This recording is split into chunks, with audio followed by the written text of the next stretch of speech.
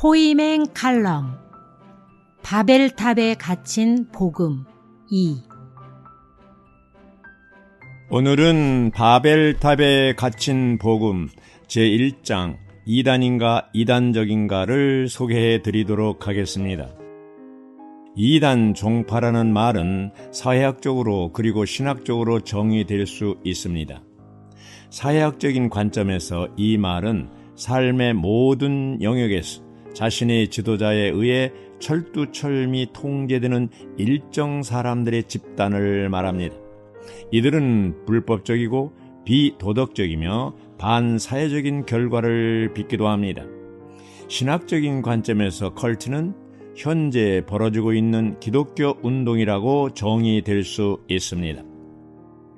이 운동은 스스로를 기독교적이라고 하지만 십자가에서 이루어진 그리스도의 속죄와 같은 핵심적인 기독교 교리와 상충되는 교리를 혼잡하게 하며 불분명하게 만듭니다. 믿음 운동은 분명히 이단적이고 이 운동에 합류한 어떤 집단들은 명백하게 이단 종파를 형성하고 있지만 이 운동을 따르는 신실한 중생한 신자들도 많다는 점을 반드시 짚어두어야 합니다. 이 점은 아무리 강조해도 지나치지 않습니다. 이 신자들은 대부분 이 운동이 가지고 있는 이단적인 요소를 거의 눈치채지 못하고 있습니다. 나는 이런 부류에 빠진 신실한 사람들을 개인적으로 알고 있습니다. 나는 이들의 신앙 혹은 그리스도를 향한 헌신을 의심하지 않습니다.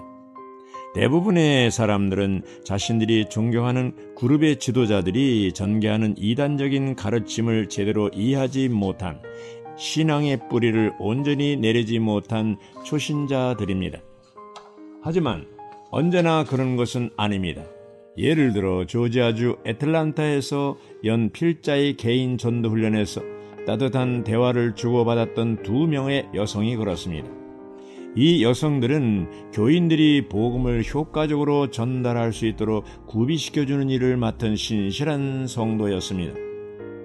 그러나 두 사람은 모두 케네스 코플랜드와 케네스 해긴의 열렬한 후원자였습니다. 두 사역자가 내 기억에 가장 선명하게 떠오르는 것은 이들이 자신들이 추종하는 지도자들이 내가 주장하는 내용을 절대로 가르치지 않는다고 철벽같이 믿고 있다는 사실 때문입니다. 수년간 나는 믿음운동에 빠진 사람들이 보낸 수백 통의 편지를 받았습니다. 이 사람들은 자신들을 목양하고 있는 이 이단에 완전히 무감각해져 이렇게 말했습니다. 내 두 눈으로 증거를 볼 때까지 당신이 말한 것을 받아들일 수 없습니다. 이런 이유로 믿음운동에 현혹되고 있는 사람들보다는 믿음운동의 신학을 조심스럽게 판단하지 않으면 안 되는 것입니다. 어떻게 이단이 되는가? 그리스도는 산상수훈에서 자기 의를 자랑치 말고 위선적으로 판단하지 말라고 가르쳤습니다. 연약하고 한계가 많은 우리는 외면만을 보지만 하나님은 심중을 살펴보십니다.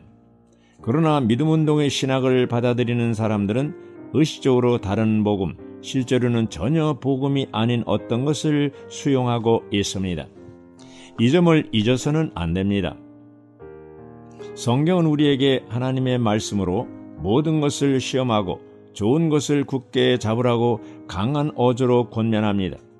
유다서의 권고처럼 우리는 믿음을 위해 목숨을 걸고 싸워야 합니다. 독자들은 이 책의 말미에 믿음 운동에 속한 많은 그룹들이 이단들이라는 결론을 내리게 하는 상세한 문헌들을 대하게 될 것입니다. 따라서 우리는 이단이라는 용어가 의미하는 바를 정확하게 이해해야 합니다. 이 글의 목적에 따라서 나는 이단을 규정하는 2가지 중요한 방법에 초점을 둘 것입니다.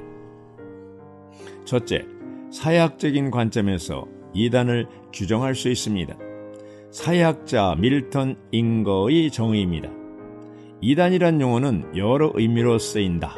그러나 보통은 작은 규모의 집단으로서 신비 체험을 추구하는 조직적 구조를 결여하고 있으면서 카리스마적인 지도자를 떠받드는 집단을 말한다. 대부분의 경우 사회학자들은 이단을 묘사할 때 최대한 중립적이라고 합니다. 특히 미디어에 움직이는 대중 앞에서는 더 그렇습니다. 종교 연구가인 고든 밀턴에 의하면 1970년대에는 세속적인 반이단주의자들이 출현했습니다. 이들은 포섭한 자들을 체면 혹은 세뇌시키고 이성적인 판단 능력을 파괴하여 그룹의 지도자에게 맹종하도록 만드는 파괴적인 이단 집단들에 관해 고발하기 시작했습니다.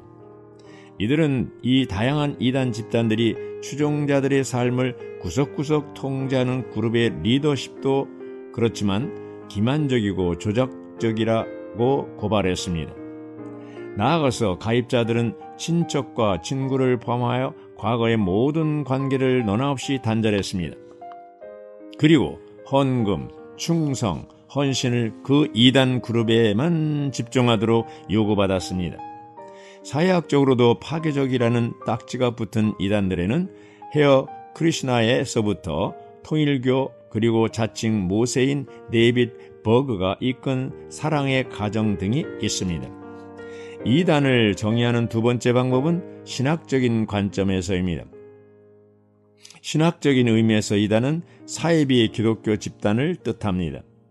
이단은 기독교적이라고 주장하지만 역사적 기독교가 가지고 있는 믿음의 의미, 하나님의 본성, 그리고 예수 그리스도의 위격과 사역 같은 핵심적인 교리들 중 하나 혹은 그 이상을 부인합니다.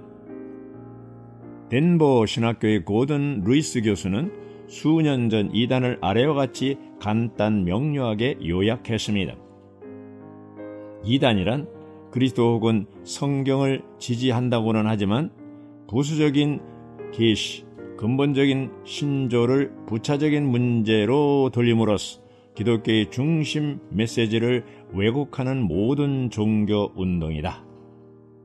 기독교 연구소의 창립자인 월터 마틴은 이렇게 덧붙입니다.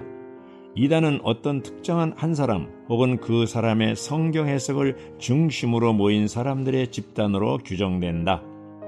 신학적인 관점에서 모르몬교, 여호와의 증인 그리고 종교과학교회는 이단입니다. 일반적으로 이단의 주요한 특징은 자신들의 교리를 위해 성경의 본문을 문맥과 동떨어지게 사용하는 습관이 있다는 것입니다.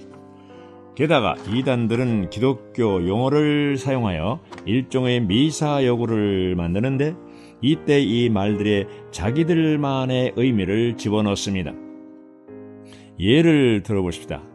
이단들도 하나같이 예수의 이름에 존경을 표합니다.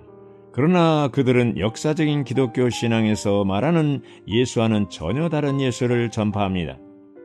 예수 그리스도 자신이 말씀하셨듯이 너희는 나를 누구라고 하느냐는 질문이 이단 시비를 가르는 진짜 리트머스 시험인 것입니다. 모르몬 교도들은 이 질문에 예수님은 루시퍼의 영적 형제라고 답합니다. 여호와의 증인들은 예수님이 천사장 미가엘이라고 주장합니다. 신사고 추종자들은 예수를 아바타 혹은 신비한 메신저라고 말합니다. 이 모든 대답들이 한결같이 신성 모독적인 것처럼 많은 믿음운동 지지자들은 예수를 실제로는 열등한 단계의 존재로 격화시키고 있습니다. 그들에게 예수님은 다른 신자들과 마찬가지로 신의 한 현현에 불과한 것입니다.